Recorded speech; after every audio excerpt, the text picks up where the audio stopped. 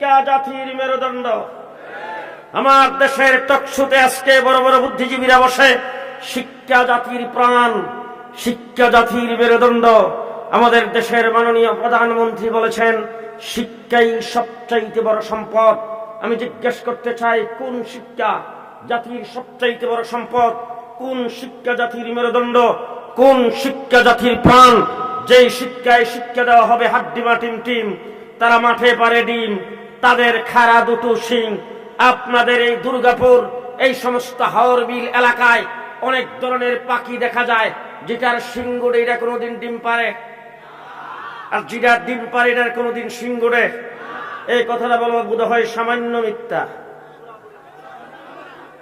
জি, সামান্য মিথ্যা না পুরা মিথ্যা? এই মিথ্যা শিক্ষা জাতির মেরুদণ্ড। আস্তে, এই শিক্ষা, এই মিথ্যা শিক্ষা জাতির মেরুদণ্ড। আজকে আমাদের স্কুল কলেজগুলোতে শিক্ষা দেওয়া হচ্ছে ব্যঙ্গের নাচ। ব্যঙ্গের নাচ শিখার জন্য বাংলাদেশের মানুষের ট্যাক্সের পয়সায় ব্যঙ্গের নাচ শিখার জন্য স্কুল বানায়, সেই স্কুলের মধ্যে ডেস্ক ফিট করে, টেবিল চেয়ার ফিট করে, মাস্টার বেতনভুক্ত রেখে শিক্ষিত মানুষকে সেখানে নিয়োগ দিয়ে ব্যঙ্গের নাচ শিখাইবার কোনো প্রয়োজন নাই। ব্যঙ্গের নাচ শিক্ষার জন্য বৃষ্টি নামলে খালের পাড়ে গেলেই যথেষ্ট। আজকে হাঁসের ডাক, পেন পেনা পেন স্কুল কলেজে শিক্ষা দেওয়া হচ্ছে, সমকামিতা স্কুল কলেজে শিক্ষা দেওয়া হচ্ছে। আজকে নারী কিভাবে পুরুষ হবে, পুরুষ কিভাবে নারী হবে, সেই শিক্ষা স্কুলে দেওয়া হবে। বিজাতিদের শিক্ষা সব স্কুলের মধ্যে ঢুকায় আমার বাংলাদেশের 92% মুসলমানের স্কুল কলেজের ছোট ছোট বাচ্চাদেরকে, স্কুল কলেজের ছাত্রছাত্রীদেরকে ধর্ম থেকে দূরে সরাইবার জন্য, ইসলাম থেকে দূরে সরাইবার জন্য ধর্মীয় শিক্ষাকে সমূলে বিদায় করে দেওয়া হয়েছে। ধর্মীয় শিক্ষা দেওয়ার কোন শিক্ষক স্কুলে নাই, পরীক্ষাও বাতিল করা হয়েছে। দাঁড়াওভাবে দেশের নাস্তিকার মুক্তার সৃষ্টির পায়তারা শুরু হয়েছে। আমার বন্ধুগণ, শিক্ষা জাতির মেরুদণ্ড। কোন শিক্ষা জাতির মেরুদণ্ড? মুহাম্মদুর রাসূলুল্লাহ সাল্লাল্লাহু আলাইহি ওয়াসাল্লাম তিনি পৃথিবীতে এসে ঘোষণা করেছেন, ইন্নামা বুইস্তু মুআল্লিমা। আল্লাহ পাক আমাকে বিশ্ব জগতের শিক্ষক হিসেবে পৃথিবীতে প্রেরণ করেছেন। আমার রাসূল বিশ্ব জগতের শিক্ষক। মুহাম্মদুর রাসূলুল্লাহ সাল্লাল্লাহু আলাইহি ওয়াসাল্লাম বিশ্ব জগতের শিক্ষক হিসেবে পৃথিবীতে আগমন করেছেন। এখন যদি মুফতি কামাল সাহেবকে যদি জিজ্ঞেস করেন আপনার শিক্ষার কোথায় থেকে উৎপত্তি হয়েছে, আর একজন জেনারেল শিক্ষিত ডক্টরেট করেছেন, একজন জেনারেল শিক্ষিত পিএইচডি হোল্ডার, একজন জেনারেল শিক্ষিত ডাক্তার হয়েছে, ব্যারিস্টার হয়েছে, ইঞ্জিনিয়ার হয়েছে, এবং কাউকে ডাক দিয়ে জিজ্ঞেস করেন তোমার শিক্ষা কোথায় থেকে উৎপত্তি হয়েছে, সেই ব্যক্তি নিশ্চয়ই জবাব দেবে আমার শিক্ষা বিশ্ববিদ্যালয় বোর্ডের থেকে আসছে, আমার শিক্ষা ললিত কলা একাডেমির থেকে এসেছে, আমার শিক্ষা বাংলা একাডেমির থেকে এসেছে, আমার শিক্ষা মন্ত্রণালয় থেকে এসেছে। এর বাহিরে কোথাও যাওয়ার সুযোগ নাই।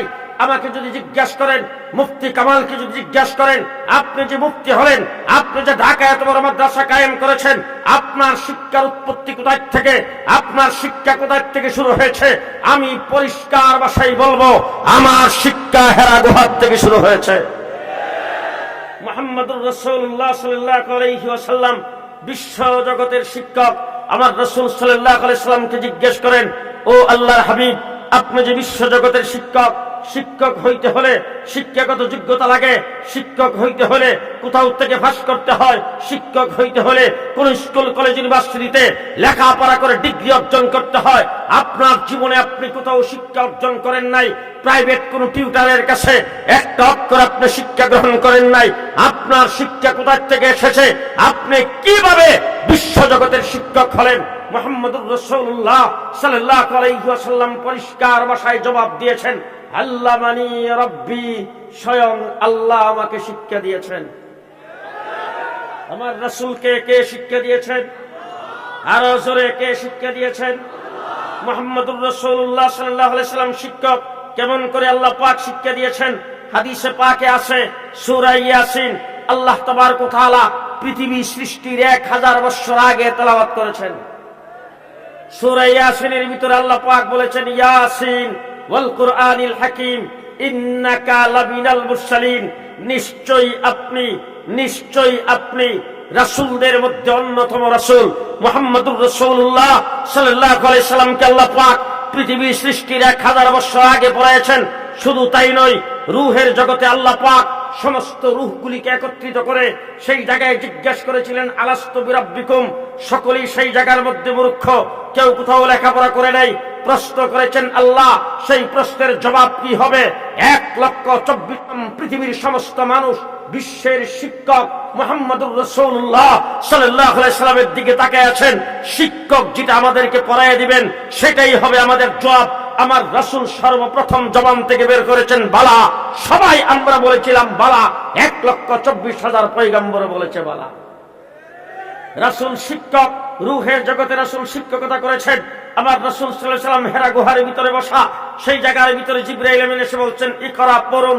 হুজুর সেখান থেকে পড়া শুরু করেছেন। আমার রাসূল সাল্লাল্লাহু আলাইহি সাল্লামকে জিজ্ঞেস করেন, ও আল্লাহর হাবিব, আপনি শিক্ষা ওই জায়গার থেকে শুরু হয়েছে, তা আপনি তো বিশ্বজগতের শিক্ষক, বিশ্বজগতের শিক্ষক হিসাবে আপনার শিক্ষাগত যোগ্যতা কি? আপনি কোন পর্যায়ের শিক্ষক হয়ে কতটুকু পর্যন্ত যোগ্যতা অর্জন করে আপনি বিশ্বজগতের শিক্ষক হয়েছেন? আমার রাসূল সুন্দর জবাব দিয়েছেন, তু উতীতু উলুমাল আউয়ালিন ওয়াল আখিরিন। আল্লাহ পাক আমাকে আউয়াল এবং আখিরের সমস্ত ইলম শিক্ষা দিয়েছেন। আউয়াল এবং আখিরের সমস্ত ইলম শিক্ষা দিয়েছেন। বুজুর্গানে দিন বলছেন হযরত আদম আলাইহিস সালাম থেকে শুরু করে ঈসা আলাইহিস সালাম পর্যন্ত যত নবী পৃথিবীতে আগমন করেছেন, সমস্ত নবীকে আল্লাহ পাক যত ইলম দিয়েছিলেন, 100 সহিফার ভিতরে যত ইলম ছিল, তাওরীত জবর ইনজিলে যত ইলম ছিল, সবগুলোকে একত্রিত করে আল্লাহর হাবিবের সিনার ভিতরে আল্লাহ পাক ঢেলে দিয়েছেন। মুহাম্মদুর রাসূলুল্লাহ সাল্লাল্লাহু আলাইহি ওয়াসাল্লামকে এবার জিজ্ঞেস করেন, ও আল্লাহর হাবিব, আপনি যে বিশ্বজগতের শিক্ষক হিসেবে আগমন করেছেন, আপনি যে জাতিকে শিক্ষা দিবেন, শিক্ষা দেওয়ার জন্য কি সিলেবাস প্রণয়ন করেছেন? আমার রাসূল সাল্লাল্লাহু আলাইহি সাল্লাম বলেন, সিলেবাস তো জমিনে তৈরি হয় না, সিলেবাস আসমানে তৈরি হয়। যেই আল্লাহ পাক আমাকে বিশ্বজগতের শিক্ষক হিসেবে প্রেরণ করেছেন, সেই আল্লাহই আমাকে সিলেবাস দিয়ে পাঠিয়েছেন। বলে, সিলেবাস আপনাকে কি দিয়েছেন? আমার রাসূল সাল্লাল্লাহু আলাইহি ওয়াসাল্লাম সিলেবাস সম্পর্কে বলেন, আল্লাহ পাক কোরআন শরীফের ভিতরে আয়াত নাযিল করে এই বিশ্বজগতের জন্য সিলেবাস আল্লাহ পাক পাঠিয়েছেন। সেই সিলেবাসের ভিতরে আল্লাহ তাবারক ওয়া তাআলা ঘোষণা করেছেন, লাকাদ মান্নাল্লাহু আলাল মুমিনিনা ইয বা'আসা ফীহিম রাসূলাম মিন আনফুসিহিম ইয়াতলু আলাইহিম আয়াতিহি। আপনাদের নেত্রকোনার কোরআন শরীফে আছে কিনা জানি না, আমি আমার ডাকাতটা পড়তেছি। নেত্রকোনার কোরআন শরীফে আছে? আছে। লাকাদ মান্নাল্লাহু আলাল মুমিনিনা ইয বা'আসা ফীহিম রাসূলাম মিন আনফুসিহিম